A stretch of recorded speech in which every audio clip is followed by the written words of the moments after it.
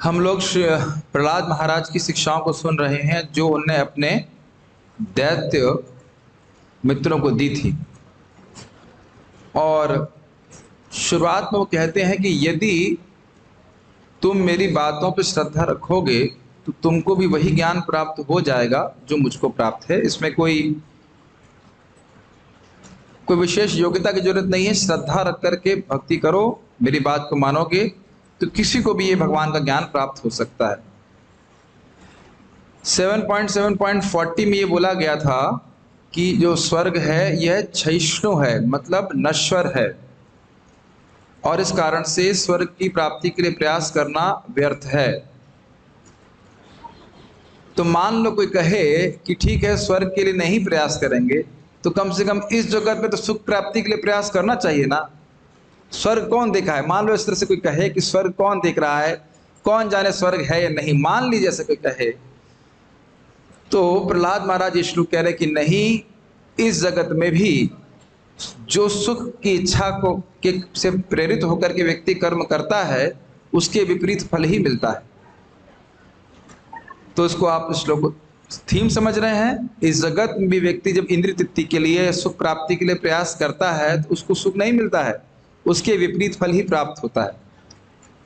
तो ये दुख की बात यह है कि हम इसको देखने में समर्थ नहीं हो पाते। दुखेशु सुख मानेना, ये स्थिति मानव समाज की है। तो इसलिए हम श्लोक बोलेंगे, हमें 2 श्लोक कवर करने का प्रयास करेंगे। तो 2 बार प्रभु जी लोग बोलेंगे, 2 बार माता जी बोलेंगे, 1 बार प्रभु जी 1 बार माता जी, फिर दोबारा श्लोक, दूसरा श्लोक भी आवृत्ति कराऊंगा। थोड़ा सा सजग होकर करना पड़ेगा। क्लास थोड़ा सा स्पीड में होगी, तो स्पीड में होने से नींद की संभावना थोड़ी कम होती, और जो सोना चाहते हैं वो सो सकते हैं, लेकिन खराटा मत मारिएगा। कोई आपत्ति नहीं है, सोने वालों को मैं डांटता नहीं हूँ, लेकिन खराटे मारने से बगल वाले को भी डिस्टर्ब होता है, तो उतना मत कीजिएगा। कभी कभी हमने देखा क्लास में लोग सोते भी हैं और खराटा भी मारते हैं, तो ये नहीं चीज, ये अलाउड नहीं। कीर्तन अभी मैं कर रहा हूँ, अभी आप लोग श्रवण कीजिए, खराटे वाला कीर्तन नहीं कीजिएगा। मेरे विषय बोलिएगा। श्रीमद् भागवतम 7वां स्कंद 7वां अध्याय 41वां श्लोक। यदर्थ इह कर्माणि विद्वन्मान्यस्य कृन्नरः करोति अतो विपर्यासम् अमोघं विन्दते फलम्। यदर्थ यः कर्माणि विद्वन्मान्यस्य कृन्नरः करोति अतो विपर्यासम् अमोघं विन्दते फलम्। प्रभु जी बोलिए। यदर्थ यः कर्माणि विद्वन्मान्यस्य कृन्नरः करोति अतो विपर्यासम् अमोघं विन्दते फलम्। माता जी बोलिए। यदर्थ यः कर्माणि विद्वन्मान्यस्य कृन्नरः करोति अतो विपर्यासम् अमोघं विन्दते फलम्। शब्दार्थ बोलिए। यत् जिसके, अर्थे लिए, यह इस भौतिक जगत में, कर्माणि अनेक कार्य, फैक्ट्रियों, उद्योगों, चिंतन आदि में। ये प्रभुपाद जी का विशेष तात्पर्य है, क्योंकि जब प्रहलाद महाराज बोल रहे थे तब फैक्ट्री और उद्योग शायद नहीं होंगे। विद्वत ज्ञान में बढ़ा चढ़ा, मानी मानने वाला, असकृत पुनः पुनः, नरः पुरुष, नरा मतलब नारी भी, ऐसा नहीं खाली ये ज्ञान पुरुषों में ही व्याप्त है, यह ज्ञान सभी में व्याप्त है। करोति करता है, अतः इससे, विपर्यासम विपरीत, अमोघम ध्रुव, विन्दते प्राप्त करता है, फलम फल। इसके बाद अन्वय दिया गया है, लेकिन अन्वय के पहले हम अनुवाद पढ़ेंगे, फिर इसको अन्वय से समझने का प्रयास करेंगे। अन्वय जानते हैं, शब्दों का तर्कपूर्ण क्रम। अनुवाद देखिए। भौतिकतावादी मनुष्य अपने को अत्यंत बुद्धिमान समझकर निरंतर आर्थिक विकास के लिए कर्म करता रहता है, किंतु जैसा कि वेदों में बताया गया है, वह या तो इसी जीवन में या अगले जीवन में भौतिक कर्मों द्वारा बार बार निराश होता रहता है। निस्संदेह इसे अपनी इच्छाओं से सर्वथा विपरीत फल मिलते हैं। पहले तो हम प्रभुपाद जी के अनुवाद को थोड़ा सा समझ लें ध्यान से। यहाँ पे शब्द है विद्वान मानी, तो आप समझ सकते हैं कि इसका अर्थ क्या है। विद्वान मानी का अर्थ ये नहीं कि विद्वान है, खाली मान रहा है कि विद्वान है। तो आर्थिक विकास के लिए कर्म करता है। एक प्रश्न आ सकता है, और ये बात आपको बहुत ध्यानपूर्वक सुननी होगी, कि अर्थ की आवश्यकता होती है, जीने के लिए भी धन की आवश्यकता होती है। तो जीने के लिए और अपनी भक्ति को मेंटेन करने के लिए धन कमाना गृहस्थों के लिए कोई एक सामान्य सी बात है। लेकिन आर्थिक विकास जब हम करने का प्रयास करते हैं तो पीछे क्या इच्छा होती है कि इस धन से प्राप्त जो भोग हैं वह मुझे सुख देंगे। और प्रभुपाद जी यहाँ बता रहे हैं कि इस जीवन में और अगले जीवन में, इसको दो भाग में बांट सकते हैं। आजकल तो अगले जीवन के बारे में कोई सोचता नहीं है, लेकिन जब प्रहलाद महाराज बोल रहे थे तो लोग स्वर्ग के बारे में भी सोचते थे। तो आप दो भाग में बांट दीजिए। इस जीवन में हम सोचते हैं कि कोई पद प्राप्त हो जाएगा, कोई धन प्राप्त हो जाएगा तो मैं सुखी हो जाऊंगा। और अगर गहराई में विचार करें तो आत्मा को अनंत सुख की इच्छा है। हर व्यक्ति ऐसा सुख चाहता है जो कटे नहीं और उसकी मात्रा बड़ी उत्कृष्ट हो। ये समझ में आ रहा है ना बातें? और हमेशा मिलता रहे। और इस आशा से हम कुछ भौतिक कर्म करते हैं, ये सोचते हैं कि ये व्यवस्था बना लेंगे और इसके द्वारा हमारे को सुख मिल जाएगा। गलत तो नहीं कह रहे हैं? स्पेशली जब हम भक्ति में नहीं थे तो इसी प्रकार की विचार करके कितना कितना उद्यम करते थे। ठीक। और दूसरे लोग की अगर बात करें, कदाचित अगर कोई स्वर्ग में विश्वास करता है, इसके बारे में श्रवण कीर्तन करके, तो सोचता है कि मैं स्वर्ग में जाऊंगा तो वहां बहुत सुख प्राप्त करूंगा। आजकल तो अब आज तक किसी व्यक्ति से मिले हैं जो स्वर्ग प्राप्ति के लिए प्रयास कर रहा है? भागवत धाम तो चलिए आगे की बात है। अभी तक के समाज में आप भक्ति जब नहीं कर रहे थे, कभी सोचा था स्वर्ग जाने के लिए कुछ करना चाहिए? तो देखा जाए तो दूसरा भाग जो है वो रूल्ड आउट हो गया है। हाँ, लेकिन स्वर्ग भले ना जाना चाहें, अमेरिका जरूर जाना चाहते हैं। तो आप ये मान सकते हैं कि ये पृथ्वी का स्वर्ग वो मानते हैं इस प्रकार से। तो अमेरिका जाने के लिए खूब लाइन लगी रहती है, उसके लिए उद्यम करते रहते हैं, लेकिन जिस इच्छा से वहां पहुंचते हैं करके वो सुखी नहीं हो सकता। उसको प्रभुपाद जी बहुत अच्छी तरह से समझाएंगे तात्पर्य में। अब हम एक बार अन्वय को देख लें। विद्वान मानी नरह, एकदम हिंदी की तरह है ना, जो इंसान अपने आप को विद्वान मानता है। तो प्रभुपाद इसको अनुवाद में लिखे हैं इस प्रकार से, भौतिकतावादी मनुष्य अपने को अत्यंत बुद्धिमान समझकर, यह का मतलब होता है इस भौतिक जगत में, हम लोग सब इस भौतिक जगत में हैं, लेकिन इस जगत में यद अर्थे, जिस आर्थिक विकास के लिए, अब यद अर्थे में कुछ भी सोच लीजिए। प्रभुपाद जी कैसे अनुवाद किए हैं? फैक्ट्री लगाऊंगा या और किसी भी आर्थिक विकास यानी किसी भी आर्थिक समृद्धि के लिए प्रयास कर रहा है, जो भी उसकी कल्पना है। असकृत कर्माणि, निरंतर कर्मों को करोति यानी करता है। अब आप देख रहे हैं कि निरंतर करता है, कहने का आशय क्या है कि श्रद्धा बहुत अधिक है कि ये व्यवस्था अगर बन जाएगी तो मैं पक्का सुखी हो जाऊंगा। और निरंतर कहने का एक और भी आशय यह है कि एक बार प्रयास करने से थोड़ा ना पैसे मिल जाते हैं। बिजनेस जमाता है तो एक ही दिन में सारा पैसा आना चालू हो जाता है। निरंतर बारंबार प्रयास करता है। कहीं नौकरी चाहिए तो 1 अटेम्प्ट, 2 अटेम्प्ट, 4 अटेम्प्ट, 6 अटेम्प्ट, हमारे जितने मिलते हो, एग्जॉस्ट जब तक ना हो जाए तब तक व्यक्ति करता है कि नहीं? आप देख रहे हैं कितनी ये एक प्रकार का घोर अज्ञान और लाचारी है।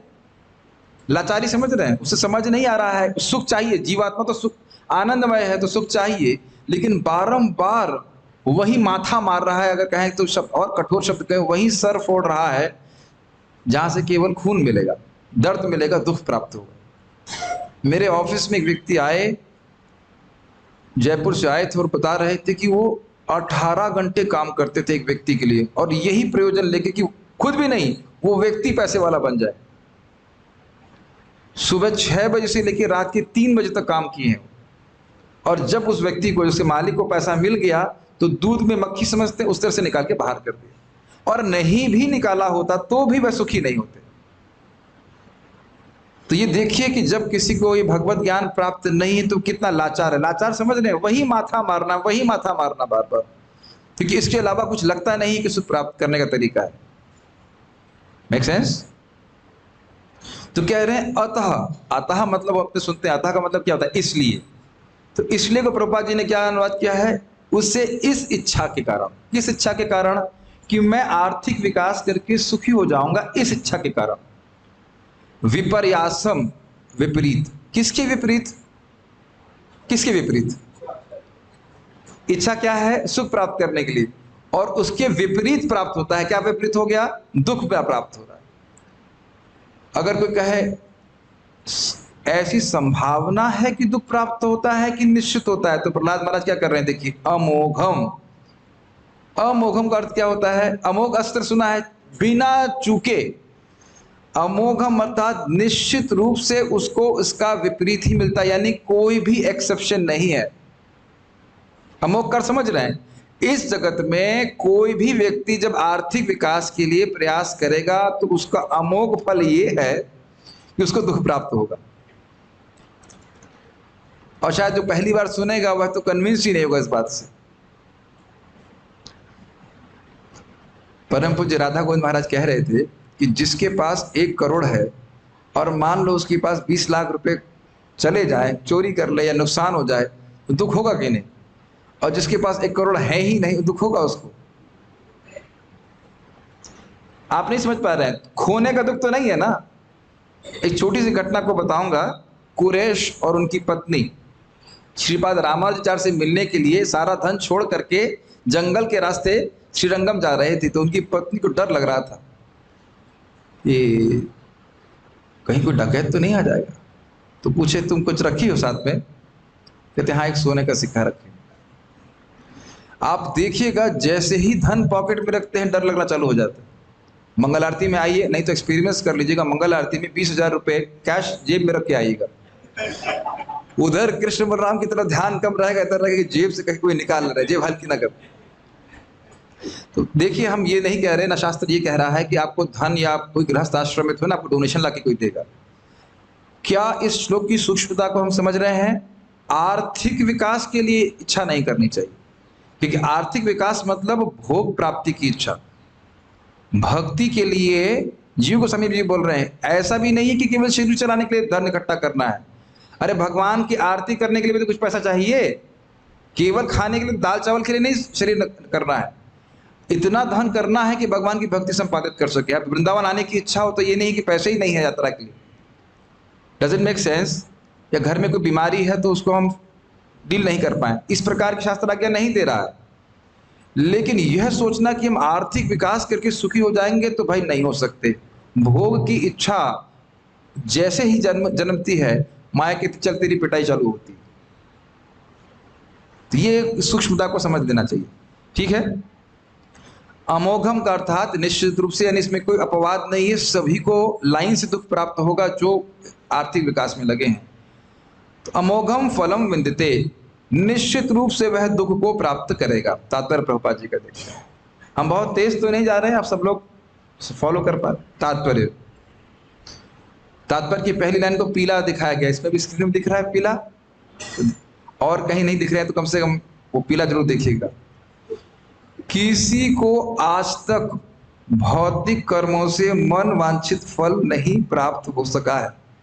आपने देखा है कि जो कोई झूठा ज्योतिष है उसका पहला वाक्य क्या है? आप प्रयास तो करते हैं लेकिन आपको पूरा फल प्राप्त नहीं होता। और ये कोई कहने में कठिनाई नहीं है, क्योंकि आप चाहे किसी को भी बोलेंगे भौतिकतावादी को, तो कभी नहीं कहेगा हाँ भाई हम तो जो प्रयास करते हैं हमें उससे अधिक मिलता है। फल मिल भी जाए तो संतुष्टि नहीं है, और जरूरी नहीं कि वही फल प्राप्त हो। आप देख लीजिए ना, इस प्रसंग में हिरण्यकशिपु को ऐसा कौन सा भौतिक फल था जो प्राप्त नहीं था, फिर भी वो संतुष्ट था। एक आपने सुना होगा किसी को मुकम्मल जहां नहीं मिलता, किसी को जमीन तो किसी को आसमान नहीं मिलता। समझ रहे इसका? नोबडी सेटिस्फाइड, कोई व्यक्ति संतुष्ट नहीं। किसी को आसमान मिल गया तो कह रहा जमीन पे रहे, कोई जमीन पे रहता है तो सोचता आसमान मिल जाए। भौतिक प्रक्रिया के द्वारा आत्मा को सुख वैसे ही प्राप्त नहीं हो सकता जैसे मछली को पानी से निकाल दीजिए।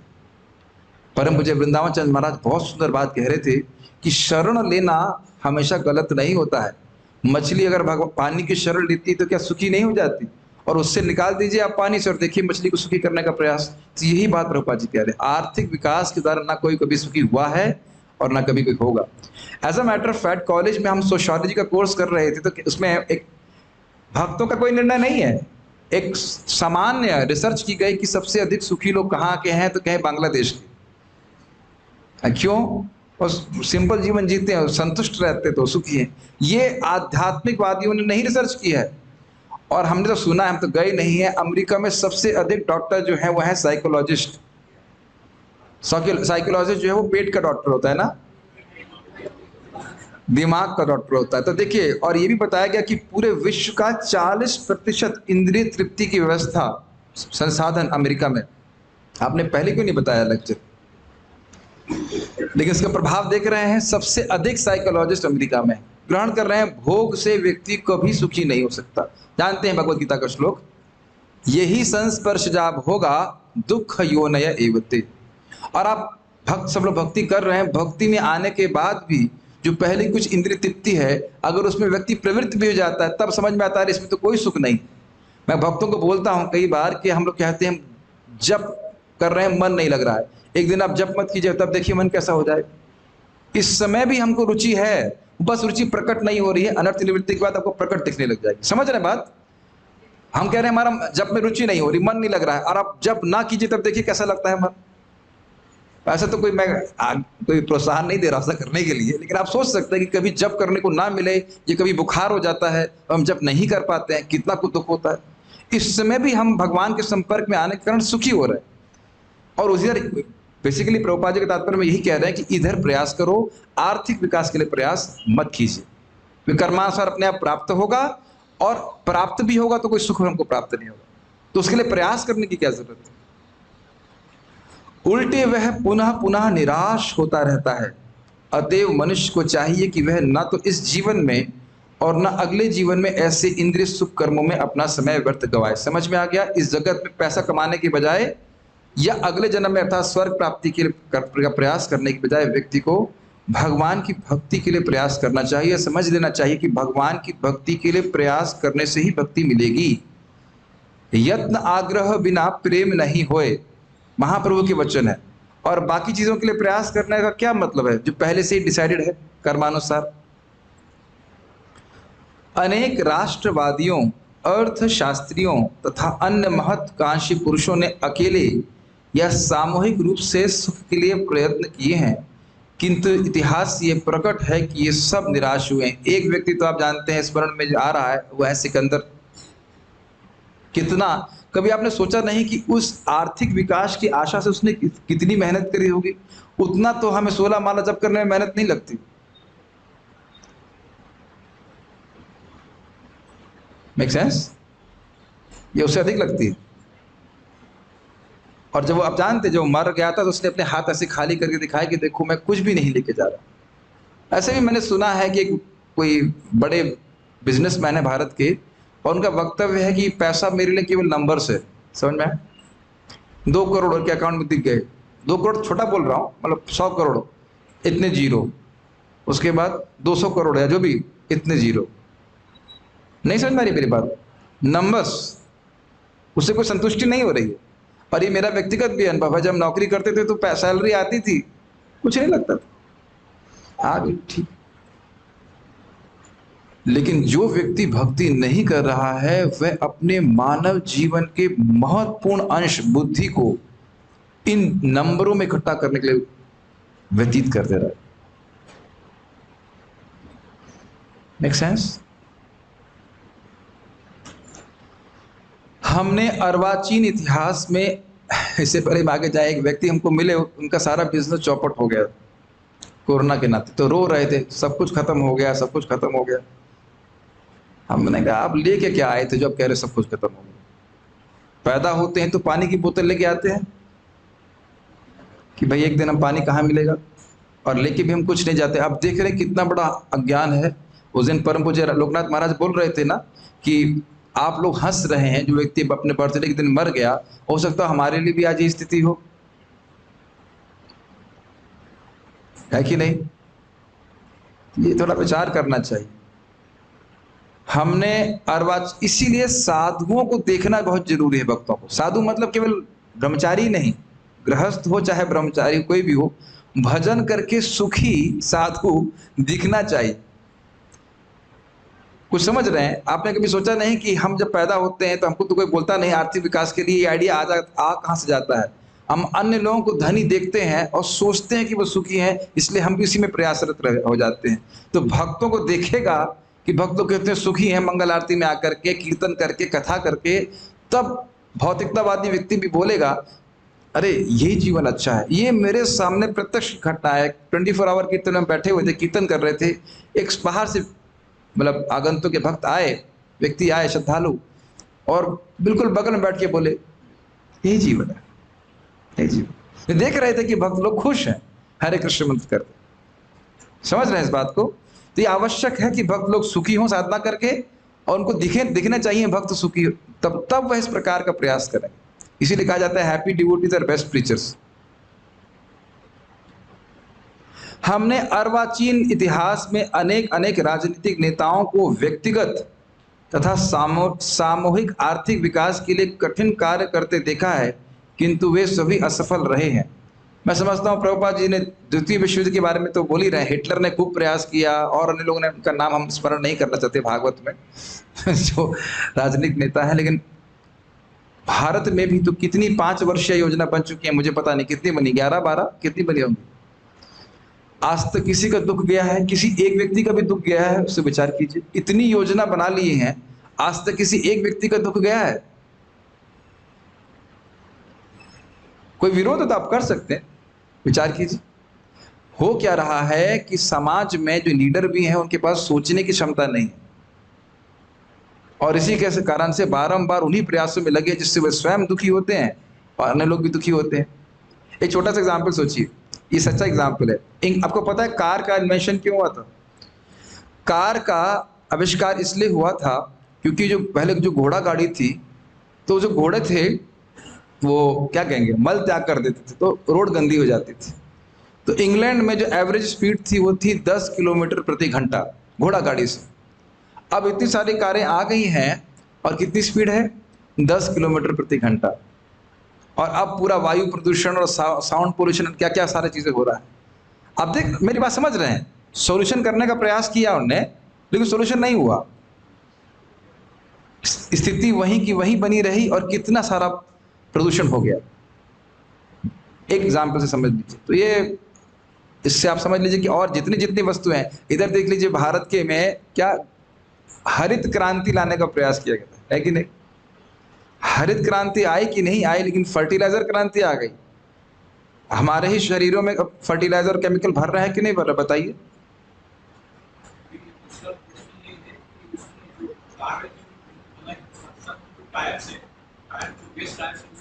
बहुत सारे प्रभु जी, बहुत सारे परम पूज्य भक्ति चारू महाराज बोलते थे कि साइंटिस्ट लोगों को बोतल खोलना तो आता है, ढक्कन बंद करना नहीं आता। समझ रहे हैं इस बात को? तो वे सभी असफल रहे हैं, और रावण भी इसमें उदाहरण है। रावण बड़े आर्थिक विकास कर रहे थे, हिरण्यकश्यप भी आर्थिक विकास कर चुके हैं, किसी को भी सफलता प्राप्त नहीं हुई। जब कोई भी सफल हुआ नहीं तो उधर प्रयास करें क्यों? और आप कहीं शास्त्रीय उदाहरण बताइए कि कोई व्यक्ति भगवान विष्णु का आश्रय लिया हो और असफल हो गया हो।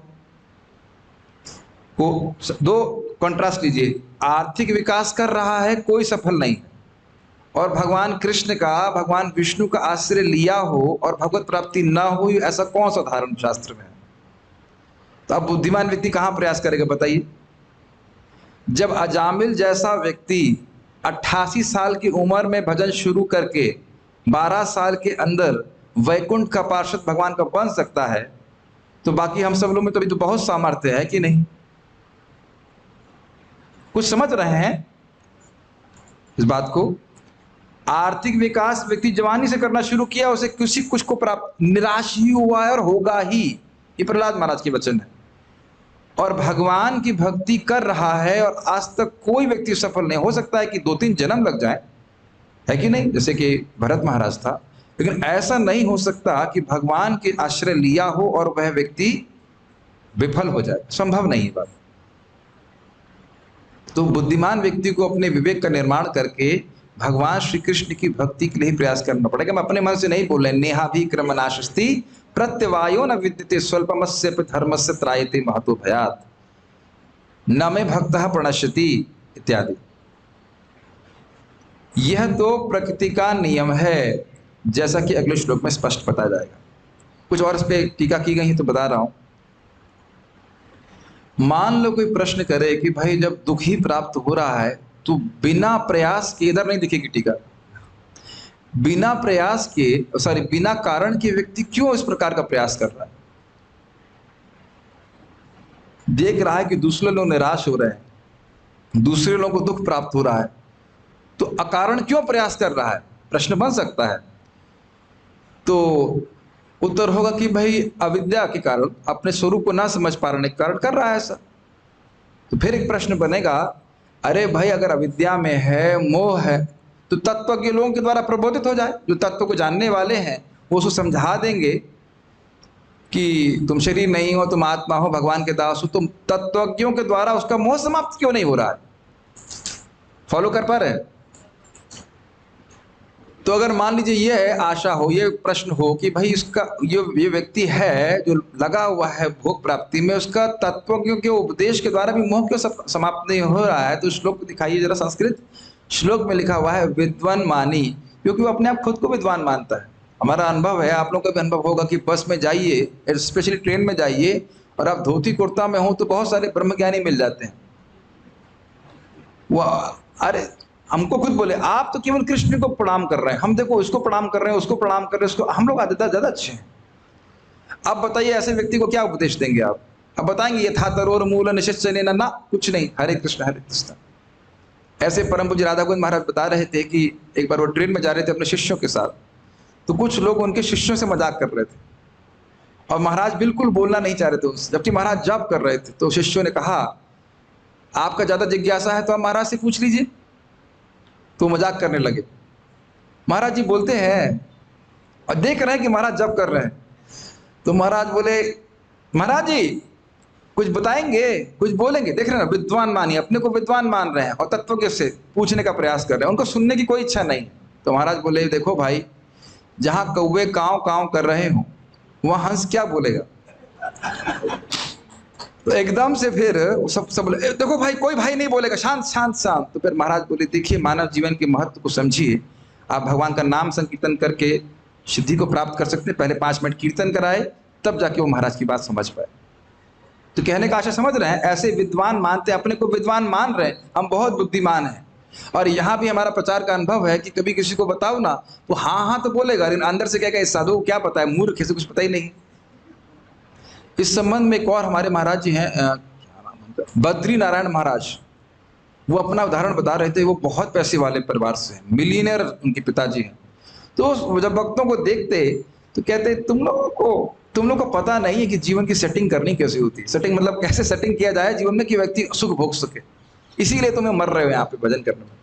तो एक भक्त अंततोगत्वा से जाके बोला, देखो कुछ भी हो, इस जगत से कोई व्यक्ति जिंदा बाहर नहीं निकलता है। बस उसी से उनको पूरा दिमाग घूम गया कि कितना भी धन हो, जिंदा नहीं बचने वाला। जिंदा तो नहीं निकला ना इस रूम से, इस रूम को मैं बलराम वाल की बात नहीं कर रहा हूँ, मतलब जगत की बात। कौन व्यक्ति जिंदा निकला है यहाँ से बताइए?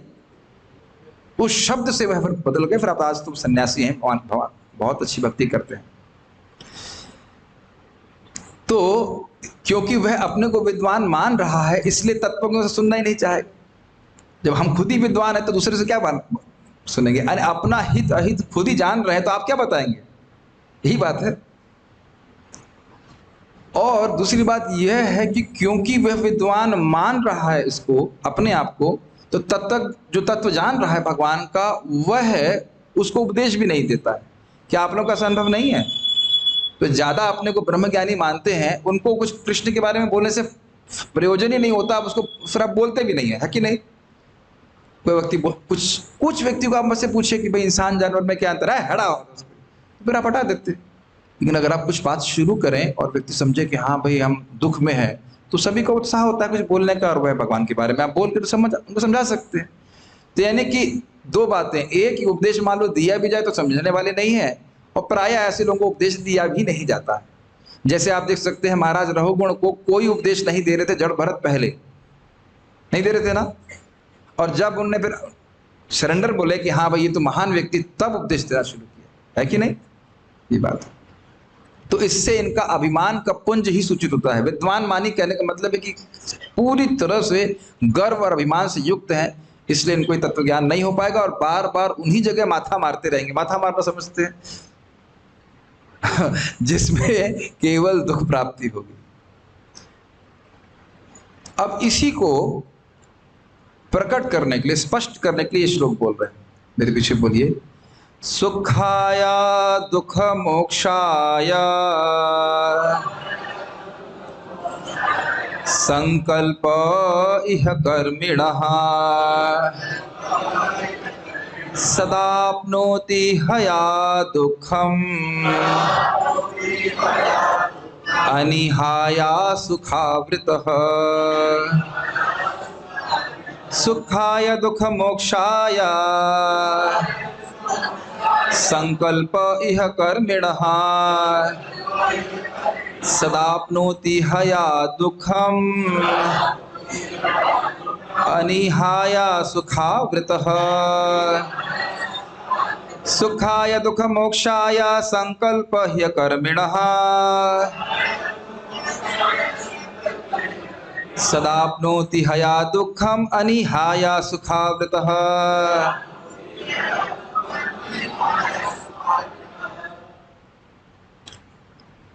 इसका अन्वय, पहले अनुवाद देखते हैं।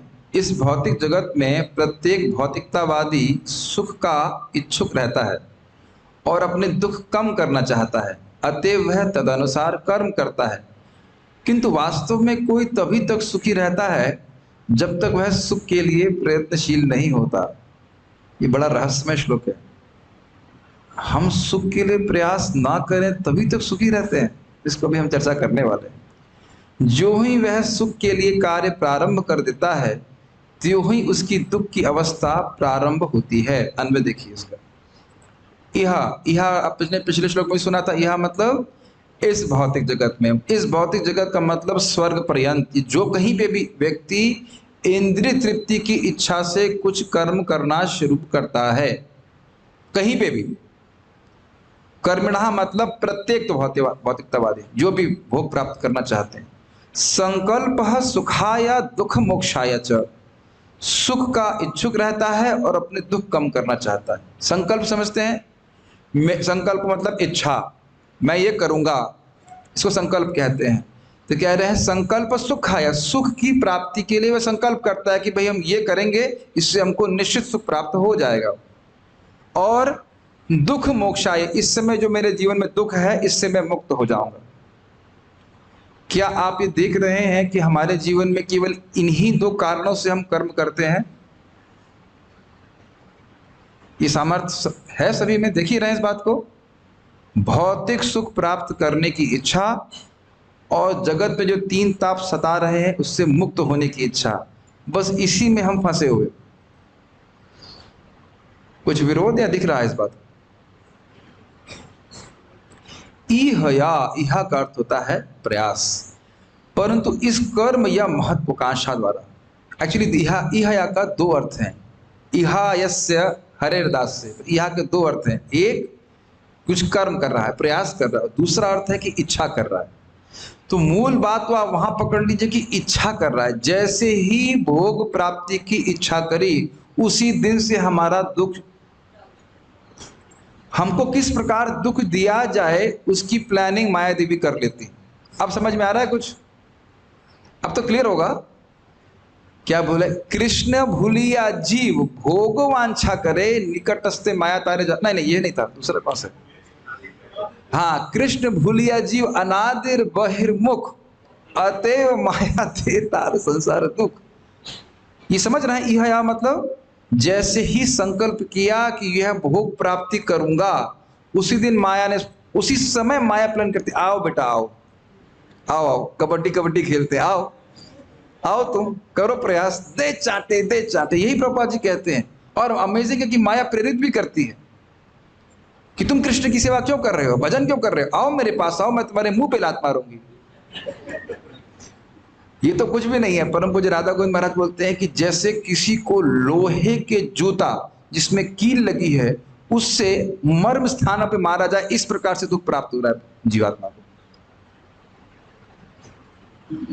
और वो किस लिए? इच्छा के कारण। कौन सी इच्छा? भोग इच्छा। भोग इच्छा। भगवान से विद्रोह करने की प्लानिंग करी तो उसी दिन पिटाई, उसी दिन से पिटाई। वस्तुतः वही पिटाई है। अगर आप देखिए, विचार कीजिए, एक सिंपल से एग्जांपल से, मान लीजिए किसी व्यक्ति के पास एक बहुत बड़ा वस्तु प्राप्त करने की इच्छा नहीं है, फॉर एग्जांपल बहुत महंगा मोबाइल फोन इत्यादि जो कुछ भी, और उसका सामर्थ्य नहीं है। अब उसके हृदय में इच्छा आ गई कि मोबाइल चाहिए, तो मिला या नहीं मिला, लेकिन जिस दिन से इच्छा आई उस दिन से ग्लानि का निर्माण हो गया कि नहीं? ग्लानि समझते हैं, खालीपन। और यह भी ध्यान दीजिएगा कि वस्तु प्राप्त होने के बाद एक और ग्लानि का निर्माण हो जाता है, व्यक्ति असंतुष्ट और हो जाता है। ये सब लोग अपने जीवन में देखे हैं। वैसे उदाहरण हमें देना नहीं चाहिए, लेकिन मान लीजिए कोई व्यक्ति ब्रह्मचारी आश्रम में है, तो ब्रह्मचारी तुम सब लोग हैं, कोई दुख है, बताओ दाल का रेट क्या है? मुझे भी नहीं पता मुझे भी नहीं पता, और वहां लोगों को पता होगा। पता है आपको? पता तो इंचार्ज है, हमें तो नहीं पता इसमें। बिजली का बिल आपने लास्ट टाइम कितना आता है मंदिर? ब्रह्मचारी अपने जीवन में खुश है, लेकिन कदाचित स्त्री संग की इच्छा आ गई तो हो गया ना परेशानी शुरू। उसी दिन से परेशानी शुरू हो जाती, उसी दिन से। एक सन्यासी, मैं नाम नहीं रखूंगा, बोल रहे थे मैं वहां से प्रार्थना करता था, वो सन्यासी रह भी गए कि मेरी कभी शादी नहीं हो इस दुख से मुझे बचा लीजिए आप। देख रहे हैं कितना फैल जाता है, कितना फैल जाता है, कितना फैल जाता है। बच्चे को मतलब ध्यान दो, ये दो, परिवार बांधो, घर बांधो, ये करो, कितना सारा जगह। ऑब्वियसली सब लोग ब्रह्मचारी नहीं रह सकते हैं, लेकिन जो लोग रह रहे हैं वो तो बहुत, भगवान करे हम सब लोग रहें। सभी माताओं से, प्रभु जी लोगों से आशीर्वाद चाहते हैं कि इसी तरह से यमुना चले जाए तो अच्छा है कि नहीं? बहुत सुख में है, एक्चुअली बहुत सुख में। सदा दुखम आप प्राप्नोति, वह सदा दुख को प्राप्त होता रहता है। आपने पिछले श्लोक में क्या सुना था? अमोघम। अब वही बात रिपीट कर रहे हैं। भोग इच्छा से प्रयास कर रहा है लेकिन भोग नहीं मिल रहे, केवल दुख, हमेशा दुख प्राप्त हो रहा है, निरंतर प्रयास और निरंतर दुख। और अद्भुत बात यह है, महाप्रभु के शब्द हैं कि भोग की ऐसी प्रवृत्ति है कि दुख मिल रहा है लेकिन ऐसा अंधा कर देते हैं कि व्यक्ति समझ नहीं पा रहा है कि दुख हो रहा है कि नहीं? ये रघुनाथ दास गोस्वामी को बोलते हैं इस बात, जब वो उनके पास वो आते हैं, फाइनली पहुंच जाते हैं। ठीक है, बारंबार दुख को प्राप्त होता है। अनिहाया, यदि वह आर्थिक विकास नहीं चाहता है तो सुखावृत, आवृत कर क्या होता है? ढका रहता है। कहने का आशय यह है कि जब व्यक्ति इस प्रकार से भोग इच्छा के ऐसे रहित रहता है तो वह सुख से ढका रहता है। सोचिए, अगर हमारी मति नाम जप में लगी रहे, भागवत में लगी रहे और भोग प्राप्ति के लिए ना रहे तो कितने सुखी होते हैं। जो लोग भागवत पढ़ते हैं वो समझते हैं इस बात को, कितना सुख मिलता है उन शब्दों में विचार करके, इत्यादि इत्यादि। अच्छा ये बताइए, अगर आपके हृदय में ये इच्छा आ रही है कि मुझे भागवत का रस मिले तो वो दुख होता है उससे। अगर ये इच्छा आ रही है कि नाम में रुचि प्राप्त हो, भगवान से प्रेम हो, ये भी इच्छाएं हैं कि नहीं? क्या उससे दुख मिलता है? दुख मिलता है? दुख तो बिल्कुल नहीं मिलता है। भले अभी प्राप्त नहीं है कि नहीं? भले अभी प्राप्त नहीं, लेकिन वो अभिलाषा भी सुख देने वाली होती है कि नहीं? कि कृष्ण से हमारा इस प्रकार का प्रेम हो, जिससे प्रहलाद महाराज भक्त बने, हम भी ऐसे भक्त बन जाएं, है कि नहीं? लेकिन भोग प्राप्ति शुरुआत में भी दुख देने वाली है और बाद में भी दुख देने वाली है। इसको सुन करके विवेक का निर्माण कर लेना चाहिए। तात्पर्य प्रभुपाद जी का, जैसा कि भगवत गीता में वर्णन हुआ है, प्रकृते क्रियमाणानि गुणै कर्माणि सर्वशः। प्रत्येक बद्ध जीव प्रकृति के नियमों से बंधा हुआ है। प्रत्येक व्यक्ति को भगवान के आदेशानुसार प्रकृति से एक विशेष प्रकार का शरीर प्राप्त हुआ है। ईश्वरः सर्वभूतानां हृदेश अर्जुन तिष्ठति। भ्राम्यम सर्वभूतानि यंत्रूणानि माया। हे अर्जुन, भगवान प्रत्येक जीव के हृदय में स्थित हैं और उन सारे जीवों को घुमा रहे हैं, मानो वे भौतिक शक्ति से बने यंत्र पर आरूढ़ हों। भगवान परमात्मा रूप में हर एक के हृदय में स्थित हैं और जीव जैसी इच्छा करता है उसी के अनुसार भगवान उसे विभिन्न शरीरों में अपनी आकांक्षाओं के अनुसार कर्म करने की सुविधा प्रदान करते हैं।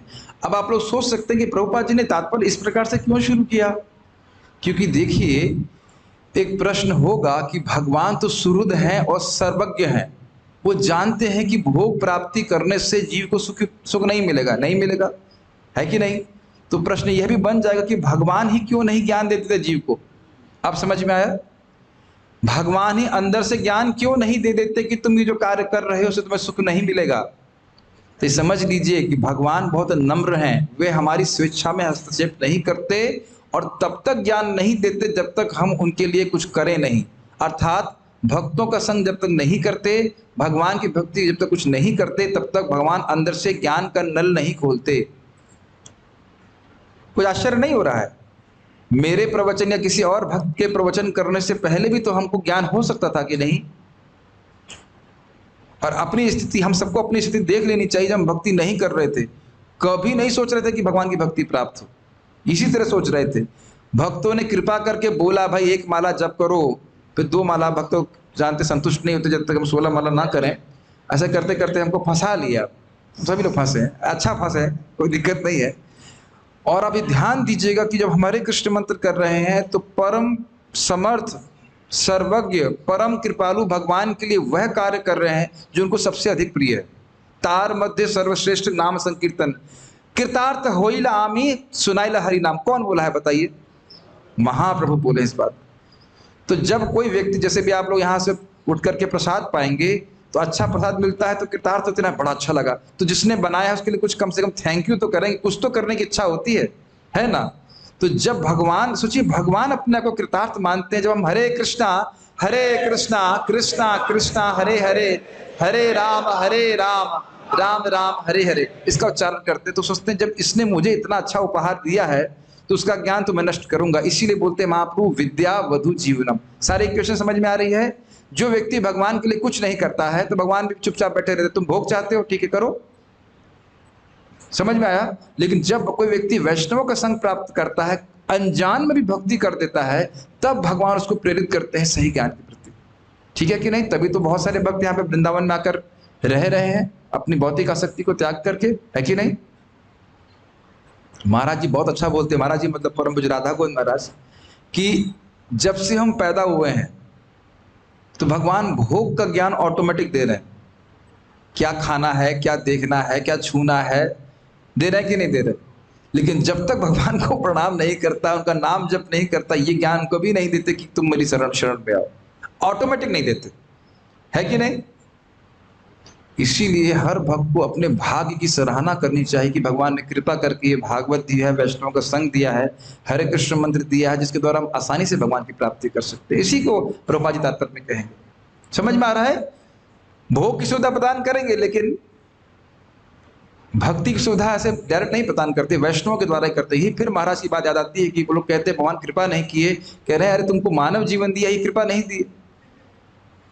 और उसके बाद उसमें भी प्रामाणिक वैष्णव श्रील प्रभुपाद जी का आश्रय प्रदान कर रहे हैं कि ये कृपा नहीं है। बताइए, प्रभुपाद जी के ग्रंथ हैं, भक्तों का संग है, और मान लो मेरे जैसे की क्लास अच्छी ना लगे तो बढ़िया प्रसाद भी है, सब कुछ तो है कि नहीं। एक व्यक्ति यहाँ बता दे कि उसको ये नहीं पता है कि भगवान की प्राप्ति कैसे होगी, एक व्यक्ति हाथ खड़ा करके बताइए। सबको पता है कि 16 माला जप करेंगे, 4 नियम का पालन करेंगे, इसी जन्म में चले जाएंगे। और करके देखिए और मर के देखिए। मैं आज भक्तों को सुबह बोल रहा था कि मैं एक्साइटेड हूं कि मैं मरूंगा कैसे। तो आप कहेंगे जी गोली मार देते, नहीं इस तरह से नहीं मतलब भाई कोई पाप कर रहा है तो उसका तो बुरा परिणाम होगा। अब हरे कृष्ण मंत्र रोज जप कर रहे हैं, भगवान को प्रणाम कर रहे हैं, तो एक्साइटेड नहीं होंगे कि क्या मिलेगा फल इसका। अरे एक बार प्रसाद खाने से मनुष्य जन्म गारंटी मिलता है, तो बताइए रोज प्रसाद खाएंगे तो कितना लाभ होगा, रोज जप करेंगे तो कितना फायदा होगा। तो सब बातें हैं। तो भगवान प्रेरित करते हैं जब हम भक्तों का संग करते हैं।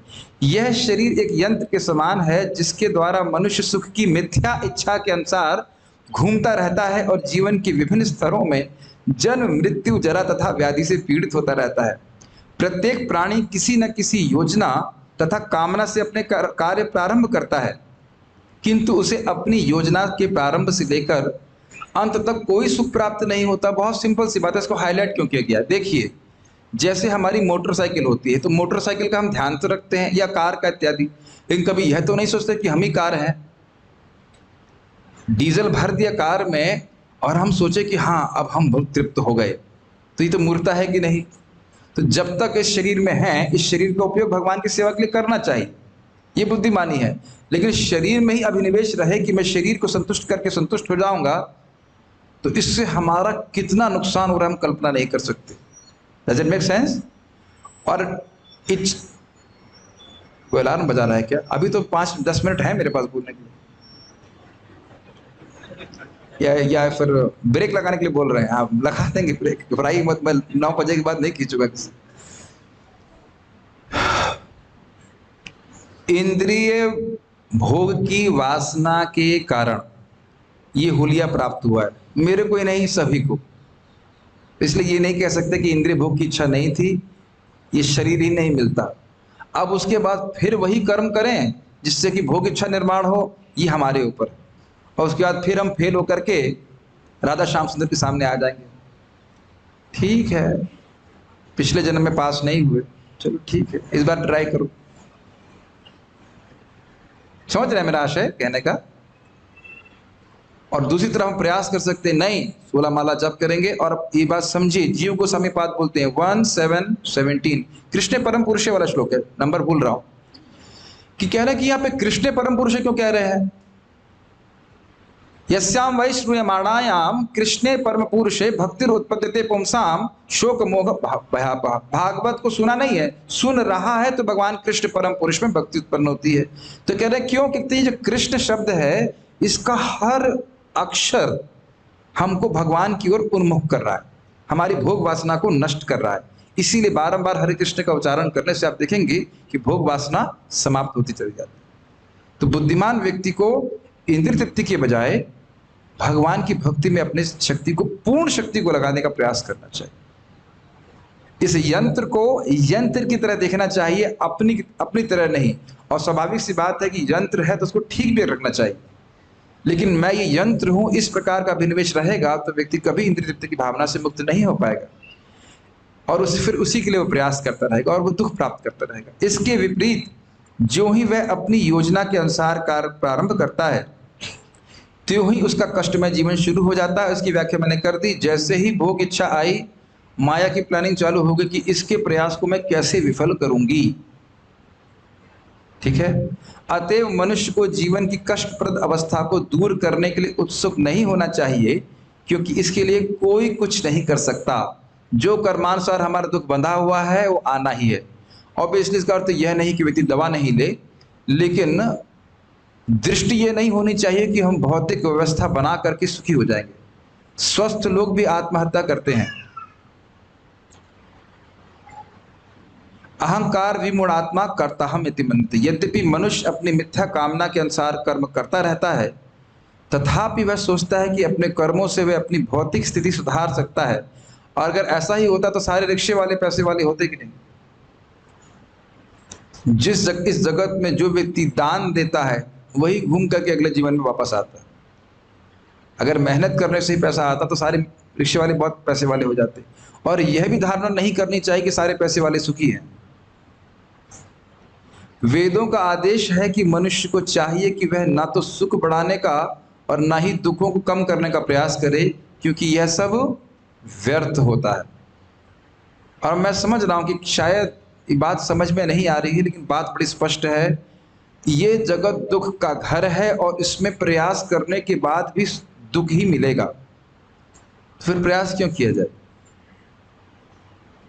लेकिन इसका अर्थ ये नहीं कि किसी के लिए प्रयास नहीं करना चाहिए। इसलिए प्रभुपाद जी कह रहे हैं कि ठीक है, इसके लिए नहीं प्रयास करो तो किसके लिए प्रयास करो? तस्यैव हेतो प्रयतेत कोविदो, तस्यैव हेतो प्रयतेत कोविद, न लभते यद भ्रमताम परिअधः। कह रहे हैं कि जो कोविद है, जो बुद्धिमान है, जो इस जगत के स्वरूप को जानता है, वह केवल उसी चीज के लिए प्रयास करेगा जो उसको ब्रह्मलोक पर्यंत भ्रमण करने से भी प्राप्त नहीं हुई। क्या है? भगवान श्री कृष्ण की भक्ति। ये समझ लेना चाहिए कान खोलकर हम सभी लोगों को कि भक्ति केवल भक्ति करने से ही प्राप्त होती है और कोई कर्म करने से भक्ति प्राप्त नहीं होती। हरे कृष्ण मंत्र का जप करेंगे तो हरे कृष्ण मंत्र में रुचि होगी। परम पूज्य गौर कृष्ण महाराज जी बोला करते थे, भक्त आते कहते महाराज जी 20 साल हो गए जब में मन नहीं लग रहा है। तो महाराज कहते हैं छोड़ देने से लगने लग जाएगा। भागवत में रुचि नहीं हो रही है, भागवत में बैठते हैं तो नहीं समझ में आता है, तो नहीं बैठने से समझ में आने लग जाएगी। भागवत से ही पढ़ने से ही भागवत में रुचि होती है, जप करने से ही जप में रुचि होती है। समझ रही? बहुत बड़ा सिद्धांत है। भक्ति किसी की अपेक्षा नहीं करती और भक्ति करने से ही भक्ति प्राप्त होती है और भक्ति करने से भक्ति प्राप्त होती ही है। ये अमोघ अस्त्र है। आपने देखा था ना, अमोघम शब्द आया था। भोग प्राप्ति करेंगे तो अमोघ रूप से दुख प्राप्त होगा। ठीक, भक्ति करेंगे तो अमोघ रूप से भक्ति प्राप्त होगी, क्योंकि भक्ति प्राप्त कराने वाले भगवान हैं। लेकिन बस थोड़ा सा वो परीक्षा लेते हैं, वो तुरंत निर्गुण नहीं बनाते हैं, भक्त को थोड़ा संघर्ष करवाते जरूर है। लेकिन ये सत्य बात है कि भक्ति का फल देने वाले भगवान हैं और वह दे के ही मानेंगे। इसीलिए भगवान को अच्युत कहा जाता है, जो अपने भक्तों पे कृपा करने से कभी नहीं चूकते। इसलिए भगवान की भक्ति ही करनी चाहिए, इसके लिए ही प्रयास करना चाहिए। मनुष्य को आत्म साक्षात्कार के लिए कार्य करना चाहिए, ना कि आर्थिक विकास के लिए, जिसको सुधार पाना असंभव है। बिना प्रयास के ही उसके भाग्य में लिखा सुख तथा दुख मिलेगा। ठीक है, कोई इसे बदल नहीं सकता। अतएव श्रेष्ठकर यही होगा कि मनुष्य अपना समय कृष्ण भावनामृतमय आध्यात्मिक जीवन की प्रगति में लगाए। कई बार मैं भक्तों को बोलता हूं कि इस प्रकार का जो शरीर है वही वृद्धावस्था में नहीं रहेगा, इस प्रकार की जैसी इंद्रियां हैं वही वृद्धावस्था में नहीं रहेंगी। तो भक्ति को वृद्धावस्था के लिए मत छोड़िए, जब ये भी याद न रहे कि आज श्लोक कौन सा था। ये हो जाता है। मनुष्य होकर उसे अपने समय का अपव्यय नहीं करना चाहिए। और गुरु महाराज समझ में कह रहे थे, even a moment wasted in human form of life is a great loss. एक क्षण भी, मैं भी इस स्तर पे हूं नहीं, इतना तो मैं भी ध्यान नहीं रख पाता, लेकिन एक क्षण भी मानव जीवन का व्यर्थ करना ये बहुत बड़ा नुकसान है। और इसको व्यतिरेक में देखें, एक क्षण भी कृष्ण की सेवा में लगाया है तो वो अनगिनत रूप से वापस आया। आयुर्हरति वै पुंसाम वाला श्लोक आप देख सकते हैं।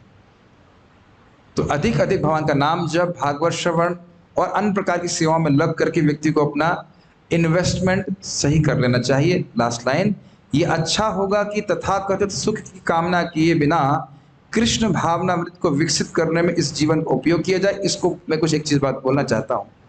श्रील भक्ति सिद्धांत सरस्वती ठाकुर जी कहते हैं कि यदि कोई मुक्ति के प्रयास के लिए या मुक्ति इच्छा लेकर के या भोग की इच्छा लेकर भक्ति करता है तो उसकी ऐसी स्थिति है जैसे पेट में कीड़े हो जाए। किसी के पेट में कीड़े हो जाते हैं और वह खा रहा है लेकिन उस शरीर को लगता नहीं। तो इसीलिए भोग और मोक्ष की इच्छा त्याग करके भक्ति केवल, बहुत सुंदर वो कहते हैं, भक्ति कर रहा है इस इच्छा से कि उसकी भक्ति इंप्रूव हो, और इसके लिए व्यक्ति को प्रयास करना चाहिए। यह बोलकर वाणी को हम विराम देते हैं।